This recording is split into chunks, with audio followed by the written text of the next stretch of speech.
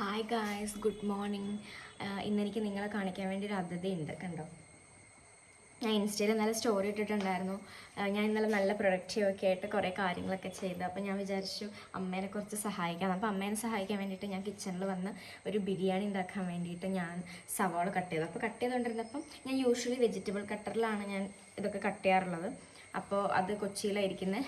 അപ്പോൾ ഞാൻ വിചാരിച്ചു ഇങ്ങനെ കട്ട് ചെയ്യുമ്പോൾ എനിക്കിങ്ങനെ പയ്യെ ഞാൻ കട്ട് ചെയ്ത സവാള. അപ്പോൾ ഞാൻ വിചാരിച്ചു അച്ഛനൊക്കെ ഇങ്ങനെ സ്പീഡിൽ കട്ട് ചെയ്യാൻ കണ്ടിട്ടുണ്ട്. അപ്പോൾ ഷെഫ്മാരോ കട്ട് ചെയ്യില്ലേ. അപ്പോൾ അതുപോലെ ഞാൻ ഇങ്ങനെ കുനുകുനാണ് ഇങ്ങനെ അരിഞ്ഞപ്പം കത്തി നല്ല മൂർച്ചയുള്ളത്. എനിക്ക് ഈ അടുത്ത് മൂർച്ച കൂട്ടി വെച്ച കത്തിയായിരുന്നു. പെട്ടെന്ന് അരിയലിൽ എൻ്റെ കൈയും കൂടെ ഇങ്ങനെ അരിഞ്ഞു.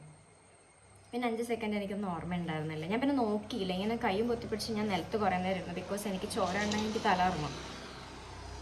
ഞാൻ നോക്കിയപ്പോൾ എൻ്റെ കൈൻ്റെത് ഇവിടെ കൂടി ഇങ്ങനെ ഒഴിച്ചത് ഇവിടെ വരെയൊക്കെ എത്തി ചോര. അപ്പോഴത്തേക്ക് അയ്യോ അമ്മ എന്നുള്ള അവസ്ഥയായി. പിന്നെ കുഴപ്പമില്ല. പിന്നെ അപ്പോഴത്തേക്ക് അമ്മ പോയിട്ട് മറ്റേ മുറികൂട്ടിയൊക്കെ പറിച്ചിവിടെയൊക്കെ വെച്ച് കെട്ടി തന്നു.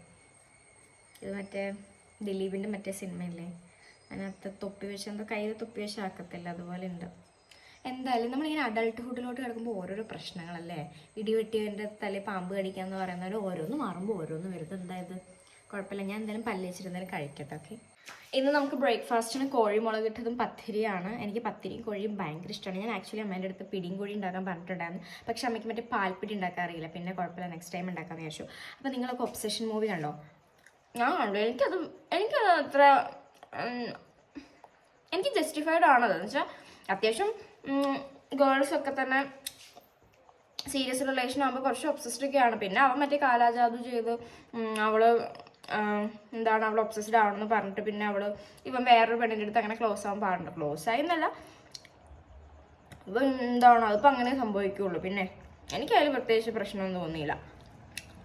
എനിക്ക് കുറേയൊക്കെ നമ്മൾ ലൈക്ക് ഗേൾസ് കുറച്ച് അങ്ങനെയാണ്, അവർ കുറച്ച് ഡ്രമാറ്റിക് ഒക്കെ ആവും. എനിക്കതുകൊണ്ട് അതിന് പ്രത്യേകിച്ച് എനിക്കൊന്നും പറയാനില്ല. എനിക്ക് ലൈക്ക് ഓക്കെയാണ്, നല്ല പടമാണ്. പിന്നെ നിങ്ങൾ കണ്ടില്ലെങ്കിൽ എന്തായാലും പോയി കാണാം. നിങ്ങളുടെ അഭിപ്രായം എന്തൊക്കെയാണെന്ന് പറയാം. എനിക്ക് ഭയങ്കര ഇഷ്ടമായിട്ടോ മൂവി. പിന്നെ ഈ സെൻസർ ബോർഡുകാരെ കൊണ്ട് ഒരാവശ്യമില്ലാണ്ട് എന്തിനാ 18+ ആണെന്ന് ഓൾറെഡി അറിയാം. പിന്നെ അവർ അതിൻ്റെ ഇടയ്ക്ക് കട്ട് ചെയ്യേണ്ട ആവശ്യമുണ്ടോ? നല്ല സീനോ കൊണ്ട് കട്ട് ചെയ്തു. അതെനിക്ക് തീരെ ഇഷ്ടപ്പെട്ടിട്ടില്ല. എനിവേ, കാണാത്തവരൊക്കെ പോയി കാണും, അടിപൊളി മൂവിയാണ്. നിങ്ങൾ OTT വരാൻ വെയിറ്റ് ചെയ്യേണ്ട, ബിക്കോസ് അത് തിയേറ്റർ എക്സ്പീരിയൻസ് തന്നെയാണ് അടിപൊളി.